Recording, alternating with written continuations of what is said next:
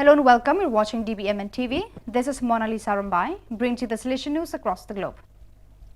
On the 23rd of April, the second day of the visit of the Rector Major, Father Angel Fernandez Artime, to Australia, began with a visit to the Don Bosco Shrine, led by Director Father Frank Bertagnoli, who has an in-depth knowledge of Salesian works in the Engadine.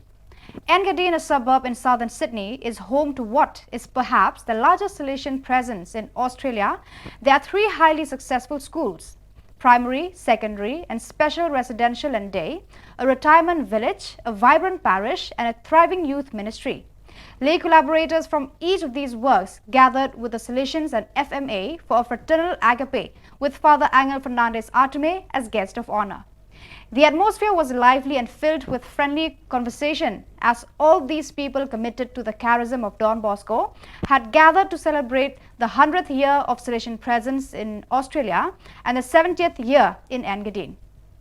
After a few quick speeches of recognition and thanks, it was time for the cutting of the celebratory cake, and Don Angel Fernandez Artime was called upon to do the honors. As he stood up, he called Table 10 to join him in sharing the task, and thus he cut the cake with 9 youth leaders from St. John Bosco Parish.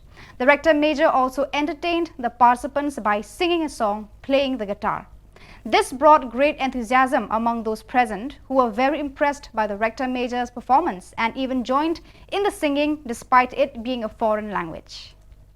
One of the most interesting aspects of the international meeting of the editors of the Salesian Bulletin was the presentation of the various aspects of Salesian Bulletin from the different continents. Christoph Sachs, representing Germany and Austria, presented on the theme, How the Salesian Bulletin Can Reach People in an Increasingly Secular Society in Europe, while Clarence Watts from Republic of South Africa outlined the theme, Salesian Bulletin in the Service of Solidarity and Peace. Father Bobby Kanizath from India presented on a theme, Communicating the Salesian Spirit through the Salesian Bulletin in the Context of Cultural and Religious Diversity. Christoph Sachs began his presentation by highlighting the situation in Europe, which is drastically changing in terms of faith and tradition. He explained how of the Salesian Bulletin in these regions are constantly emerging with certain strategies to stay relevant. They have defined their target groups without any ambiguity. He also added saying, we do not directly write about Don Bosco, but we translate his charism into various current trends and themes. For example, we write about the mental challenges of the young and other tips for parenting. He moreover added that they have multiple distribution channels that help them to disseminate this content into various other forms. They use digital formats, social media, and they constantly analyze their reach through data analytics. The spiritual exercises of the directors and provincial councils of the 2 Salesian provinces of Mexico, animated by Father Miguel Angel Garcia Murquende, General Councillor for Youth Ministry, have ended. The spiritual exercises were held from April 16 to 22nd at the retreat house of Tlazala, belonging to the Salesian province of Mexico City, MEM. From the beginning, the General Council for Youth Ministry stressed, in light of Article 91 of the Salesian Constitutions, that the Salesian exercises are meant to open the eyes, awaken the mind and examine the heart. Daily meditations and celebrations focused on the prayerful communal reading of the Word of God, Lectio Divina. More than a method of believing reading, it was a school of spirituality in which each Salesian could approach the proposed text and make his own experience of God. From there, some architectural elements of religious life, Salesian vocation and Salesian apostolic identity were highlighted.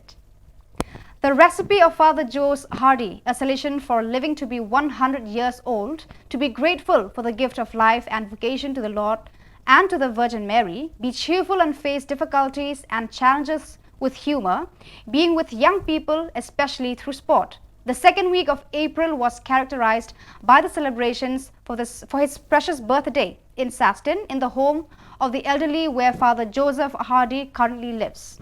A native of Ostratus, a Salesian priest and missionary, he is called by all simply by the name of Don Jos. This is due to his almost 40 years of work in Chile, where he was much loved, especially by young people. In fact, the relatives of his Chilean friends attended the celebrations of his centenary in Saston. Also present was Mrs. Edith Petty Sanchez with her son Jonathan. Their reunion with Don Jos after all these years was very moving. Don Jos recalled Mrs. Sanchez. He was a very good friend of my parents and was like a member of our family. In a video message in Spanish, the Rector Major Father Angel Fernandez Artime in Australia also wished to extend his best wishes to Father Jos.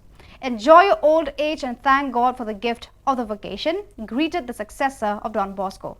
Then on the 16th of April, the participants in the Thanksgiving Mass celebrated in the Basilica of Our Lady of Sorrows in Saston listened to the entire speech with a translation into Slovak.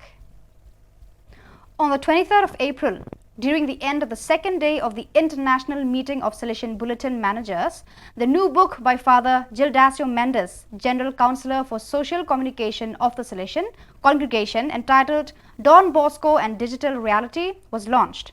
Present at the event were Father Ivo Collio, General Counsellor for Formation, Brother John Paul Muller, Economer General, and Father John Lewis Playa, Central Delegate of the Rector Major for the Secretariat for the Salesian Family, as well as many other guests. The book was made possible thanks to the collaboration of various people in addition to Margarita Ferro and Fabrizio Emigli, who were involved in revising the text and creating the cover. Father Gildasio said that he had wanted to start writing these pages specifically with the intention of fulfilling the project of the communication sector towards the new methodology, that of digital. The book is meant to be grounds for the exposition of the possible new educational and communicative evangelizing methodologies and for reflection on how they should be adapted to this new era. From the concepts exposed, it is clear how much Don Bosco, although he lived in a period far removed from the digital world, maintained an educational and spiritual practice that today we can define as rather perspicacious. The way he had of interacting, his synesthetic intelligence and his language are the features that we try to transport into the digital world. The festive evening ended joyfully with songs and music offered by renowned musician Fabrizio Emigli. So viewers, that is all we have for you today. Until we meet again, thank you for watching.